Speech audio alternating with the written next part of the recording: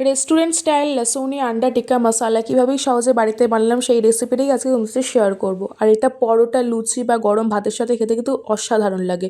তোমরা রেসিপিটা অবশ্যই বাড়িতে ট্রাই করে আমায় কমেন্ট করে জানিও। আর ভিডিওটা ভালো লাগলে অবশ্যই লাইক, কমেন্ট, শেয়ার করে বেল আইকনটা প্রেস করে অল করে রেখো।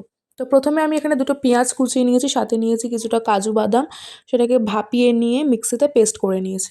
এরপর প্যানে একটা বাটার কিউব দিয়ে বয়েল করে রাখা ডিমগুলোকে হালকাভাবে ফ্রাই করে নিতে হবে। তারপর ওই বাটারেই দিয়ে দিতে হবে কিছু গোটা গরম মশলা, তার সাথে চপড করে রাখা রসুন, লঙ্কা আর ধনেপাতা দিয়ে নাড়াচাড়া করে নিতে হবে।